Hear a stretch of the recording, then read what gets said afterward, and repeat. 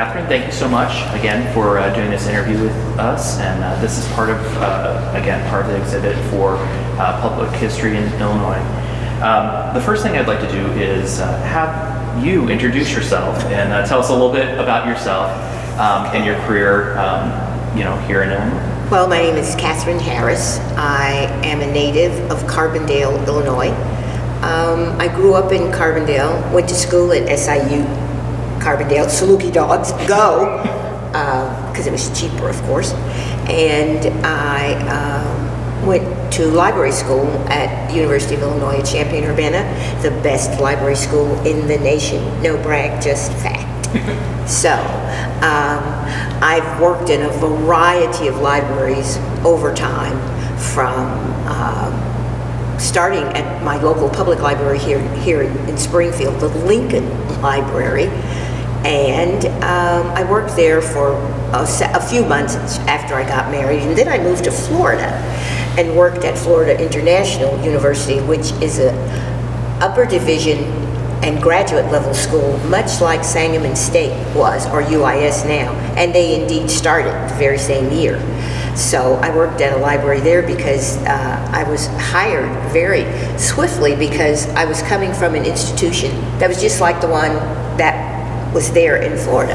So they thought I had the je ne sais quoi to work there. So, and then I left Florida and came back to Illinois, and I started working at the Illinois State Library. And it was during that time that the State Library, which had been in the Centennial Building, now called the Michael J. Howlett Building, but it'll always be the Centennial Building to me, because it was built in 1918. And so it was during my tenure there as the head of the reference department that a new library building was being talked about. So I had involvement in that library construction project insofar as my helping to design the area where the reference department was going to be. I also had library moving experience because at Florida we moved from our temporary building into a permanent building, which was the first permanent building on the campus, I must say.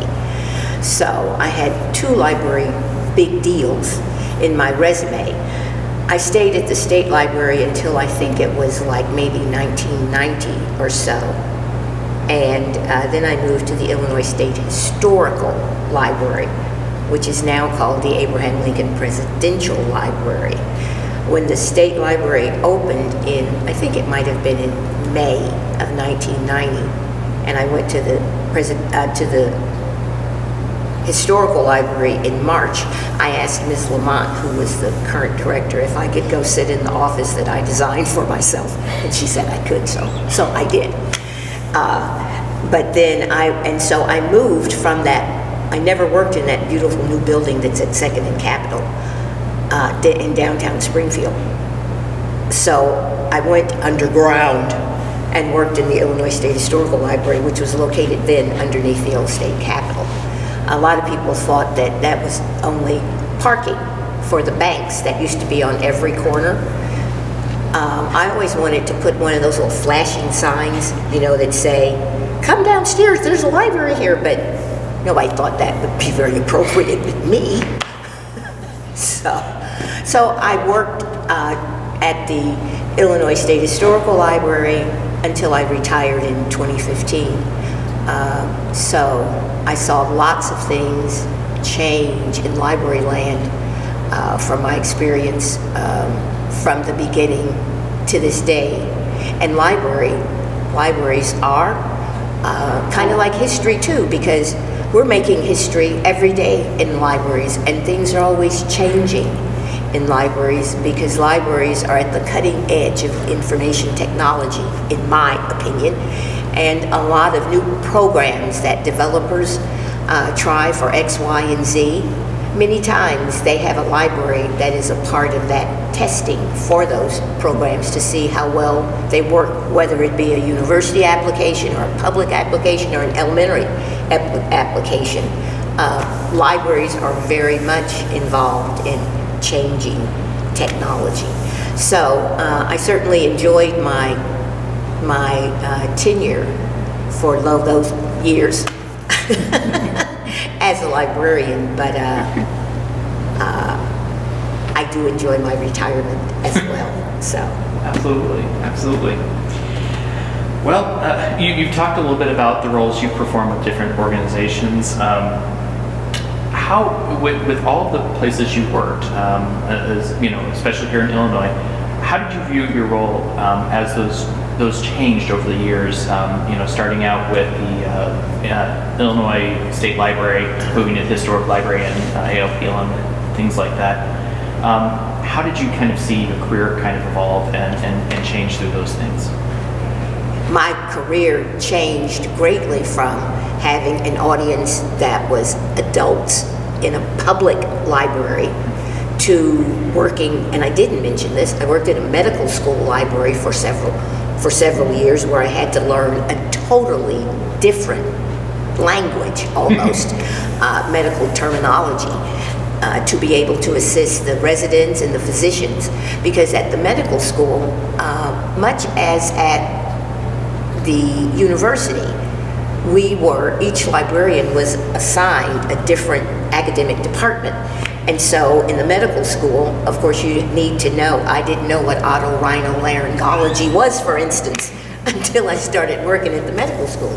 But the ENT department was one of the departments assigned to me, so I needed to know the terms that they used in that department to help the physicians and the residents and the medical students. I had other departments too, but I always like to say that word. And then, in the academic department, you're assigned various various academic areas, and mine turned out to be at both universities where I worked English and history. And so that was just kind of, in hindsight, it was kind of different, it was kind of serendipitous, so to speak. Now, did I know anything about Illinois history when I started to work at the Illinois State Historical Library? No, I did not. Illinois history is not something that was taught, at least not when I was in high school or even college. I don't ever remember taking an Illinois history class. I think the closest we got to Illinois history in high school might have been like a week or something like that in the high school curriculum. It just is not taught, and it might sound hackney, but I believe it's true. If you don't know your history, you're doomed to repeat it. And there I am amazed at the ignorance that folks have about the history of Illinois, the history of our nation. It's appalling. So, how does historic interpretation fill a needed role in public history? I kind of fell into historical reenactment, historical living history interpretation, all of that. I kind of fell into it through our local Sangamon County Historical Society. I think back in the mid-90s, we had our first cemetery walk, and those have been popular in many cities over the years. I think we patterned ours after one that had been done in either Bloomington or Peoria, and so we patterned ours after theirs. Well, I don't remember if I was the president of the Historical Society at the time or if I was just a board member, but nevertheless, we talked about having a cemetery walk. And when the route was presented, so to speak, where we would go in the cemetery, lo and behold, there were no people of color represented. And I said, well, I know there are black people buried in Oak Ridge Cemetery. We have to find someone whose story to tell. And so I discovered, I found the grave of Phoebe Florville, William Florville's wife. William Florville was Mr. Lincoln's barber, and he was from Haiti. And Phoebe had been born a slave in Kentucky and came to Illinois with her master, and you figure that out. But anyway, and she came and settled in Springfield. And so through research, and I was perfectly placed at the historical library to do historical research, I developed the skit for her. And so that was my first entree into living history. And I did very well because there were descendants that came, not to the first one, but maybe one we did a couple of years later, that said I had captured the essence of their great whatever she would have been, and that I told the story much the way they had heard the story in their own family. So that made me feel good too. So that was my foray into living history. But then the president of that's right, I was on the board. The president of the Historical Society was also involved with a living history program that was at our local elementary school, Isles Elementary School, where they would have reenactors come as soldiers and talk about life during the Civil War. And they had a General Grant come, and they had ladies come. All of these people are in costumes, or in period clothes, and talk about what daily life was like in the North and the South for ladies. And so one of the things, however, that the children wanted to learn about was more about the Underground Railroad and slavery. And so since I developed Phoebe for the cemetery walk, I was asked to develop Harriet Tubman because that's who the students wanted to learn about. So once again, uniquely placed in the library, I read everything I could find in our library about Harriet Tubman, and I became Harriet Tubman that March. So from October to March, I was doing my research and figuring out what I was supposed to wear and all that. And so I was successful at that. However, at that time, I did not answer questions initially as Harriet from the students. I answered in the third person. But after I got more secure in myself, and with help from Mr. Funkenbush at the Presidential Museum, he kind of helped me tweak my presentation, gave me some pointers and whatever. So one year at First Night, which is a non-alcoholic event on New Year's Eve that we host here in Springfield, he said, "Kathryn, I think that you can stay in character and answer questions as Harriet might have." So I did. And so now, and that's been, my goodness, 20 some odd years ago, I guess, now I answer as Harriet might have.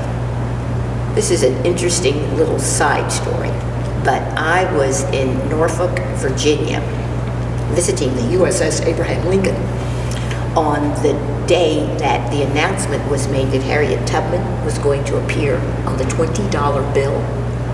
I got so many emails, Facebook messages, telephone calls. You would have thought that I was Harriet Tubman. "Kathryn, Harriet, you're going to be on the $20 bill." I thought it was all very humorous, but you know, folks, they must think that I'm believable as Harriet, that they called up to congratulate me. So I thought that was kind of a cute story. I'll always remember that day. It was pretty remarkable. I think that at least with children, elementary school children, and even adults, when they see and hear a first-person character tell their story, I think it sticks with them better than if you just read it in a book. Nothing against books, being a librarian, but I think the information lasts longer. I have even seen adults who's like in their early 20s, that when they were in the 5th or 6th grade, their teacher or the principal invited me to their school, and they say, "I remember you because you're Harriet Tubman." They don't know my name as Kathryn, but they remembered me as Harriet Tubman. And many years have passed, from when you were in the 5th grade to when you're like 22 or something like that. So I think that that is a good way for folks to learn about historical characters. How is the transition from Illinois State Historical Library to the ALPL, Abraham Lincoln Presidential Library, changed the way we access the records, the historic records and things the state, or has it? Actually, it only made the availability of those records more easily physically accessible, because like I said, we were kind of hidden underneath, and if you didn't know that that's where we were, then you probably would never have come to us. When we moved above ground and got windows, that's what I call the building, we're above ground and we have windows, because when the architects were talking and meeting with us about planning for the building, they said, Mrs. Harris, what are your requirements for a new library building? I said, very simple, above ground and windows, and then we'll deal with the rest. So I even have a window that they gave me to hold me over until we got real windows in the building. And on our last staff development day before we left from underground, I gave everyone on the staff a window because it would tide us over until we got moved. Okay, the materials that are in the historical library are now more accessible physically, and the care and feeding of them is a hell of a lot better than it was when we were underneath the old state capitol, because storage, as you know, of paper-based materials and textiles and artifacts, the environmental conditions in which they are kept add to their longevity or not if you don't have them. And so we were very much focused on the environmental aspects of a library, which, and everybody knows this story now, which prohibited us from moving for many months because they could not get the system to keep a steady and constant level of humidity and temperature for, I think it was for X number of weeks, and it would fluctuate, and so we wouldn't go. It fluctuated so badly at one point that there was a buckle in the floor of the new building. Thankfully, we had not moved, but that was probably the most significant part of the structure and in the construction of the building was the installation of the HVAC and the testing of it to be sure that it met appropriate requirements, and eventually it did. The one drawback that I have about the building, and it's shared by others, was we were so glad to have windows. We have windows where I'd rather not that we had windows. So we got darkening shades, for example, on whichever side of the building. So especially in the audiovisual department, we have darkening shades to the rear of the storage area because there was too much bright light. Now, up in the conservation lab, however, the conservator is delighted to have all of that light because she was in the sub-basement almost underneath the old state capitol. I know exactly what you're talking about. Again, working at the Indiana Historical Society, paper-based collections, right, and photographic-based collections. Although I have to say, their conservation lab, they added a window so guests from the public could see what the conservation lab does at work. So even though it's mirrored on the inside, so they can't see what's going on the outside, it's still one of those things like you live in a fishbowl. Exactly, and that was something that the architect of the building wanted to do, was to put the conservation lab in the lowest level of the building, where I wanted stacks, so that people could look down and see. And the conservator's reaction was, no, I don't want to be in a fishbowl. I don't want people looking at me all day. So we didn't. But that is not to say that she does not like people to come and visit, but because she does, and because she's very proud of the work that she does. Absolutely. And I think the biggest reason we did it, we adapted a public aspect to what had been a long established museum or right, library and things like that, and adding that public aspect, there was a transition for a little bit to kind of do that. So, right. But yeah, I mean, So I know exactly what you're talking about, and we talk a lot about environmental controls in class. Right, Like because they are crucial to the longevity of your collections. Pest control. Oh, trust me. Vermin, mold. Speaking as somebody all who just of had those an ant things. infestation yesterday, yeah. Yeah. All right, and I want to make sure I ask this question appropriately and in a way that you're comfortable with. What challenges have you faced as an African American woman in a field that often overlooks the roles of both women and people of color? And what challenges do we still face today?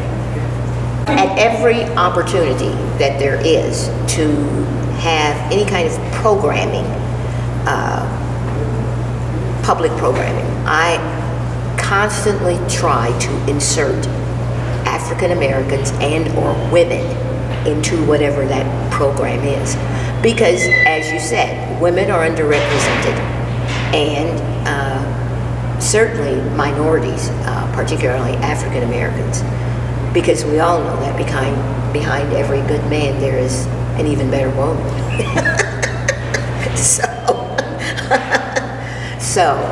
But it is important, and it is,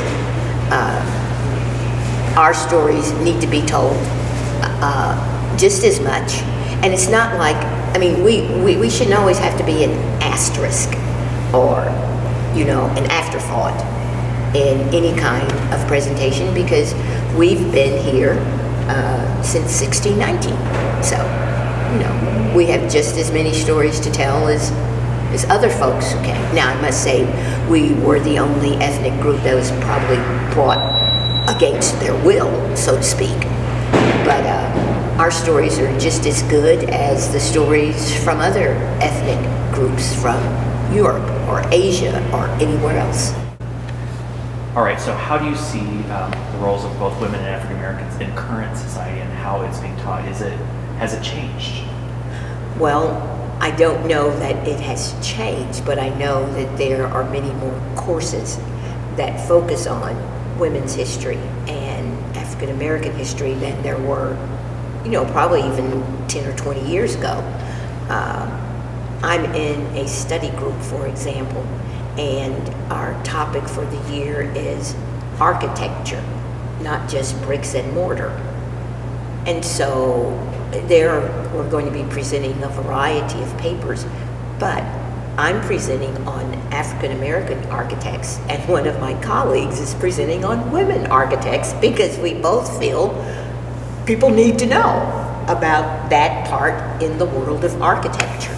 So, of course, that's something I'm going to have to learn, so I've started doing my research already for my paper that I present in January. So, but I think it's a way for especially young people to learn African American history, to gain pride in our history, to know that there are significant folks in our history that have contributed a great deal to our nation and where we are today.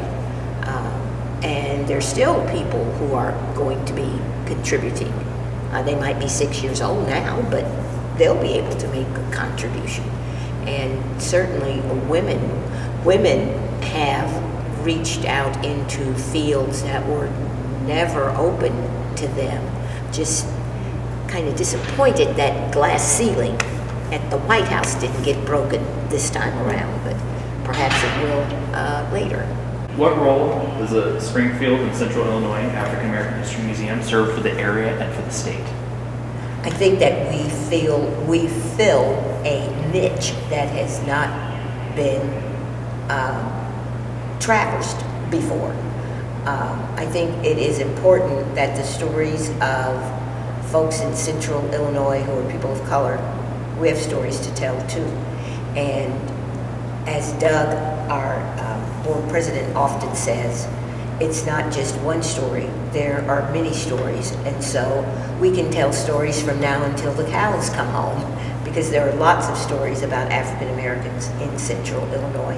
And what we have now is just, the exhibits that we have now are just telling a part of that story, but we have more stories to tell. So folks will have to come back and see what new stories we might be able to share.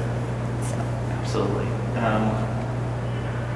This is part, we've been asking some general questions because, this is part of gaining perspective of what public history is and things like that. So I'm going to ask you the typical essay question. What does public history mean to you? What does it mean to me? I think that public history is an excellent way for, much as I said, for stories to be told to an audience that would not necessarily routinely hear or know those stories. So I think that's important. The stories that are told at historical monuments, for example, or at the Lincoln Tomb. I consider the docents or the folks who give the tours, I think they're telling a part of history when they do that. So I think that it is important, and it's an engaging way to learn something. And oftentimes when we've had students here at the museum, I ask them to tell me just one thing you learned that you didn't know before you came here. And they tell me something, and I say, and it didn't even hurt, did it? So they get a chuckle out of that too. Absolutely.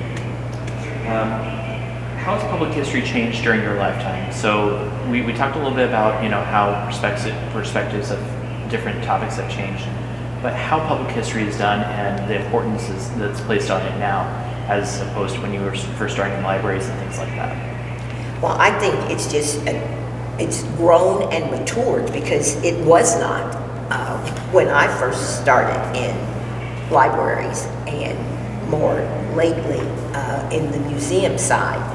But for example, at the Abraham Lincoln Presidential Library and Museum, I would tell people that the library has the goods to tell the stories, and the museum has the glitz to get it out.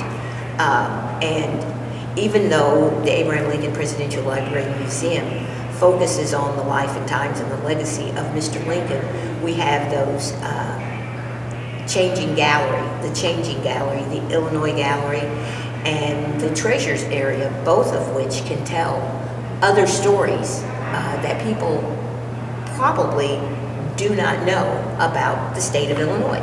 So, and we can be able to do the same things here at the African American History Museum, because with people giving gifts and donations of artifacts and letters and diaries and all those other kinds of things to museums, exhibit staff can work to create something to tell that story that probably would not have been known. In the Ghost of the Library, that exhibit at the Presidential Library, where there's a new story every day. Every time you open the mail, you don't know what you're going to get. It might be something that nobody's looked at or seen or even knew about until it appeared in the conservator's office or into the curator's office or wherever it was destined to go. So I don't think there'll ever be a lack of stories to be told. What are your thoughts and feelings on the state of public history in today, looking through the lens of things like the budget crisis and how history is kind of, in many ways, being kind of pulled back from the curriculums and education and things like that? One, so far as public history and the budget crisis, I think that there's someone somewhere documenting this. So that story will be told at some point somewhere about the budget crisis that our state is facing. And indeed, history is not being taught at the level that I would like to see it taught in our elementary and secondary schools. But but all of the teaching and instruction and the testing and all of that teachers are required to have, it seems as if Illinois and or local history takes a back seat to other things that they have to or are required to cover. So absolutely. How is public history relevant to the average person? You talked a little bit about stories and things like that. How can the average person feel like they're a part of history, and how can they feel like they're engaged in history? Well, I think you have to try to figure out how your story intersects or relates to the larger history that's around you. For example, downtown across from the museum is the monument to the 1908 race riot. There are many ways that you can connect with that sculpture and think about, okay, what would have happened, what might have happened had that event not occurred?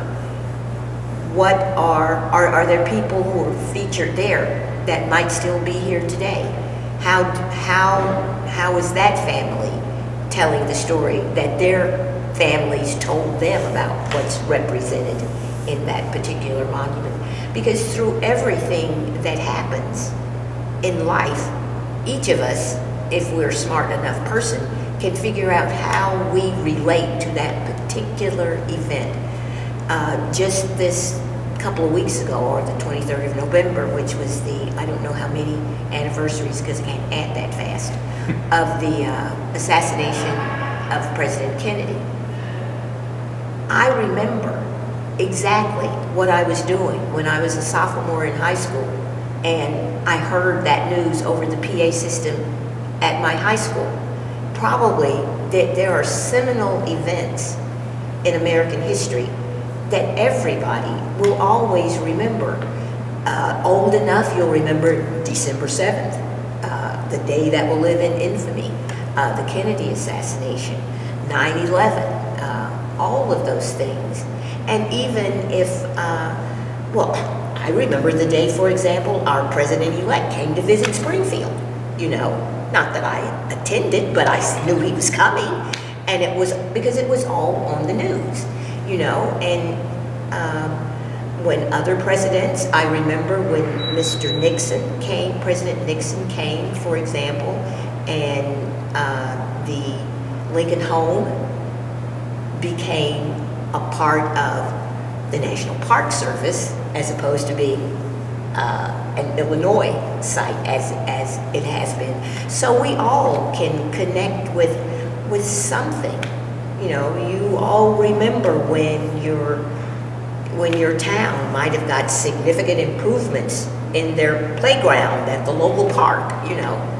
Somebody thought that was an important thing, and you might have been involved in that. And eventually your kids might be playing at that park, and you can tell them, well, I remember when thus and so. So there are different ways. You just have to figure out or realize that you can engage and be a part of history because we make it every day. Absolutely. It's not a stagnant thing. It's not static. It's ever growing, ever evolving. It's living. It is. It's living. Absolutely. All right. So the last question, this kind of ties into it. Why should people care about history? What should be the It's like caring internal about drive? yourself, because you are making history. It might not be the kind that might ever splash and make a big splash in your local newspaper or on your local TV, but somehow or other you connect and you are a part of, whether you know it or not.